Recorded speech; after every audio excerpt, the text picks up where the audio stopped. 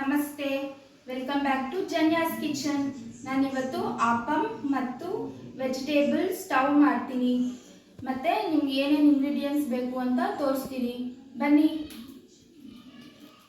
ಆಪಮ್ ಮಾಡೋಕ್ಕೆ ಈ ಗ್ಲಾಸಲ್ಲಿ ನಾನು ಇಡ್ಲಿ ಅಕ್ಕಿ ತೊಗೊಂಡಿದ್ದೀನಿ. 2 ಗ್ಲಾಸ್ ಇಡ್ಲಿ ಅಕ್ಕಿ ತೊಗೊಂಡಿದ್ದೀನಿ. ಇದರಲ್ಲಿ ಸ್ವಲ್ಪ ಮೆಂತ್ಯ, ಇವೆರಡನ್ನೂ ನೀರಲ್ಲಿ 2 ಸತಿ ತೊಳೆದು 4 ಗಂಟೆ ಕಾಲ ನೆನೆಸಿಟ್ಕೋಬೇಕು. ನೆನೆಸಿದ್ದೀನಿ, ಈಗ ಚೆನ್ನಾಗಿ ನೆಂದಿದೆ.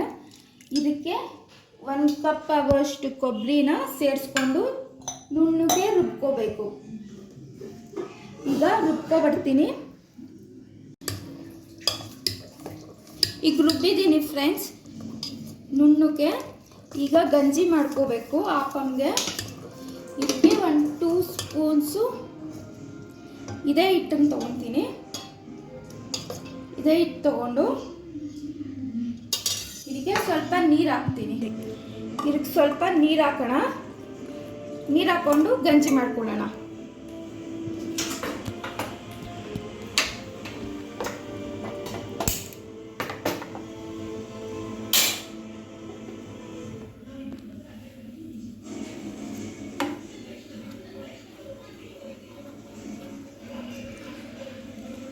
ಇದು ಹಾಗೆ ಗಟ್ಟಿ ಆಗಿಬಿಡುತ್ತೆ ಗಂಜಿ ಥರ.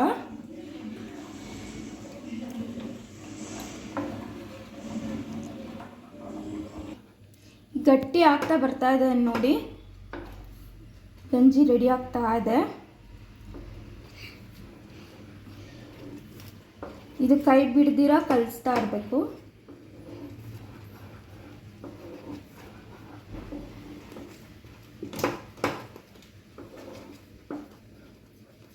ಈ ಥರ ಬರಬೇಕು.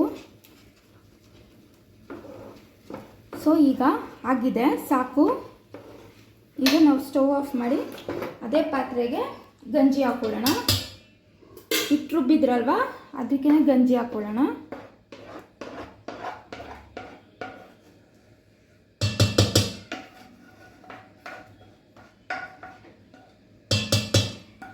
ಈಗ ಚೆನ್ನಾಗಿ ಮಿಕ್ಸ್ ಮಾಡಿ ಇದು ಗಂಜಿ ಹಾಕಿ ಕ್ಲೀನಾಗಿ ಕಲಸಿದ್ದೀರಿ ನೋಡಿ. ಇಷ್ಟು ತೆಳ್ಳಕ್ಕಾದರೆ ಸಾಕು.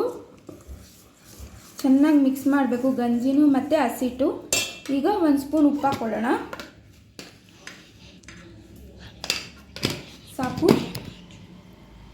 ಈಗ ಚೆನ್ನಾಗಿ ಮಿಕ್ಸ್ ಮಾಡಿ 8 ಅವರು ಹಾಗೆ ಬಿಡಬೇಕು. ಆಮೇಲೆ ಬೆಳಗ್ಗೆಗೆ ಆಪಮ್ ರೆಡಿ ಹಾಕೋಬೇಕು.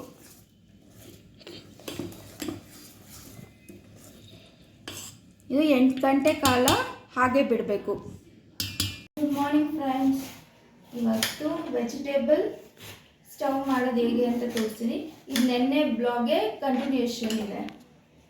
ಇವಾಗ ಇದು ವೆಜಿಟೇಬಲ್ ಸ್ಟವ್ ಮಾಡೋಕ್ಕೆ 1 ಬಟ್ಲು ಬಟಾಣಿ, 1 ಬಟ್ಲು ಆಲೂಗಡ್ಡೆ, 1 ಬಟ್ಲು ಕ್ಯಾರೆಟ್, 1 ಬಟ್ಲು ಹುರುಳಿಕಾಯಿ, ಆಮೇಲೆ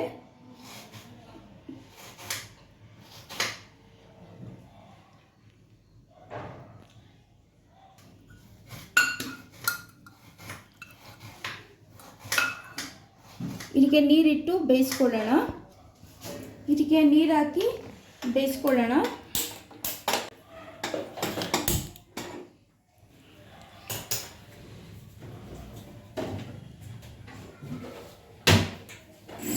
ಹಾಗೆ ಸ್ವಲ್ಪ ಉಪ್ಪು ಹಾಕೋಣ.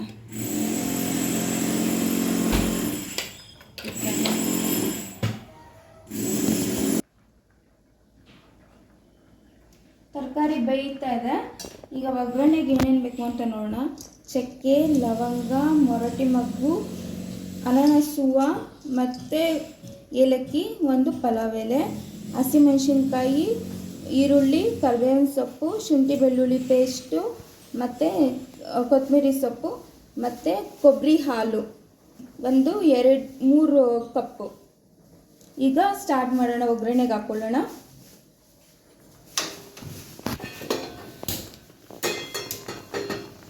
ಈಗ ಎಣ್ಣೆ ಹಾಕ್ಕೊಳ್ಳೋಣ.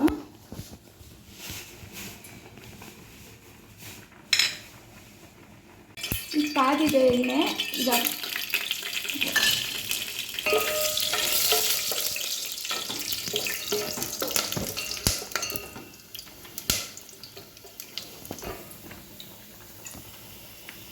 ಈಗ ಈರುಳ್ಳಿ ಹಾಕ್ಕೊಳ್ಳೋಣ.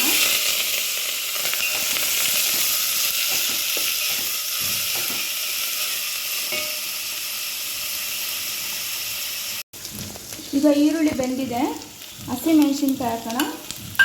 ಹಾಗೆ ಸ್ವಲ್ಪ ಶುಂಠಿ ಬೆಳ್ಳುಳ್ಳಿ ಪೇಸ್ಟ್ ಹಾಕೋಣ.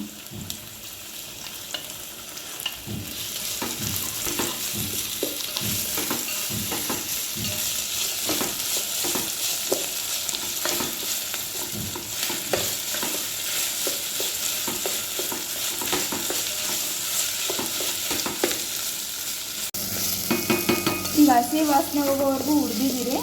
ಈಗ ಬೆಂದಿರೋ ತರಕಾರಿ ಇದಕ್ಕೆ ಹಾಕೋಣ.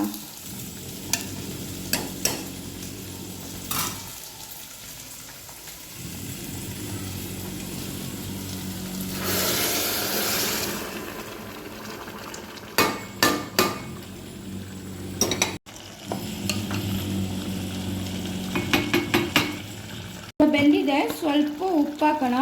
ಆಗಲೇ ತರಕಾರಿ ಬೇಯಕ್ಕೆ ಕೂಡ ಉಪ್ಪು ಹಾಕಿದ್ರಿ, ಈಗ ಸ್ವಲ್ಪ ಹಾಕೊಂಡ್ರೆ ಸಾಕು.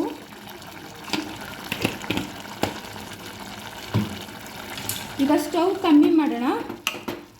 ತರಕಾರಿಯಲ್ಲೇ ಬೆಂದಿದೆ. ಈಗ ಹಾಲು ಹಾಕ್ಕೊಳ್ಳೋಣ, ತೆಂಗಿನಕಾಯಿ ಹಾಲು. ಇದು ತೆಂಗಿನಕಾಯಿ ಹಾಲು ಹಾಕಿದಾದ್ಮೇಲೆ ಜಾಸ್ತಿ ಕುದಿಸ್ಬಾರ್ದು, ಜಸ್ಟ್ ಬಿಸಿ ಮಾಡಿದ್ರೆ ಸಾಕು.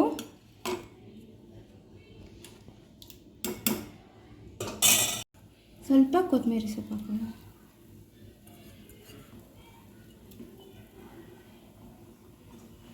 ಸುಮ್ಮನೆ ಸ್ವಲ್ಪ ಕುದ್ರೆ ಸಾಕು, ಜಾಸ್ತಿ ಏನು ಕುದಿ ಹೋಗಬೇಕಾಗಿಲ್ಲ. ಈಗ ವೆಜಿಟೇಬಲ್ ಸ್ಟವ್ ರೆಡಿ ಆಗಿದೆ, ಇಷ್ಟಾದರೆ ಸಾಕು. ಈಗ ಆಫ್ ಮಾಡ್ಕೊಳ್ಳೋಣ. ಈಗ ಆಪಮ್ ಹೇಗಾಗಿದೆ, ನೆನೆ ಹಿಟ್ಟು ರುಬ್ಕೊಂಡಿದ್ರಲ್ವ, ಅದು ಹೇಗಾಗಿದೆ ಅಂತ ನೋಡೋಣ. ವಾವ್, ಎಷ್ಟು ಚೆನ್ನಾಗಿ ಉಬ್ಬಿದೆ ಫ್ರೆಂಡ್ಸ್, ನೋಡಿ ಅಲ್ವಾ. ಈಗ ಆಪಮ್ ಹಾಕ್ಕೊಳ್ಳೋದು ಹೇಗೆ ಅಂತ ತೋರಿಸ್ತೀನಿ. ಇದಕ್ಕೆ ಹೆಂಚಿಟ್ಟಿದ್ದೀನಿ, ಆಪಮ್ ಹೆಂಚು. ಆಪಮ್ ಹೆಂಚು ಫ್ರೆಂಡ್ಸ್ ಇದು. ಇದರಲ್ಲಿ ನಾವು ಆಪಮ್ ಹಾಕೋಕ್ಕಾಗುತ್ತೆ. ಇದನ್ನು ನಾವಿವಾಗ ಬಿಸಿ ಮಾಡ್ಕೊಳ್ಳೋಣ.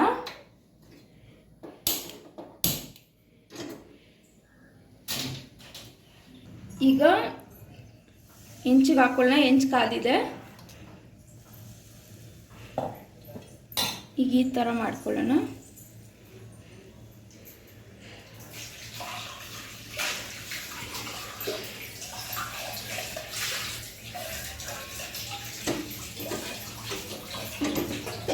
ಈಗ ತಟ್ಟೆ ಮುಚ್ಚಿ.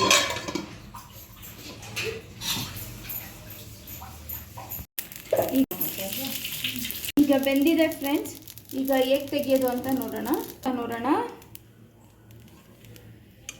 ಇದಾಗಿದೆ.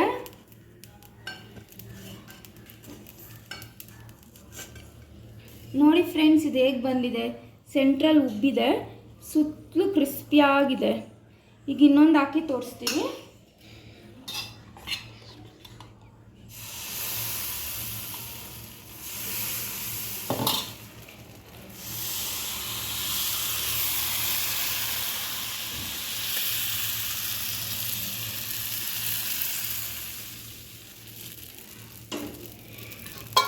ಈಗ ಮುಚ್ಚೋಣ ಪ್ಲೇಟು.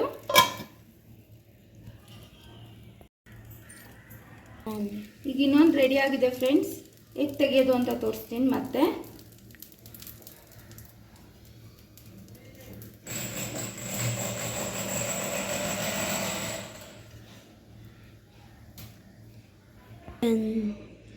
ಈಗ ಆಪಮ್ ಮತ್ತು ವೆಜಿಟೇಬಲ್ ಸ್ಟವ್ ರೆಡಿ ಆಗಿದೆ.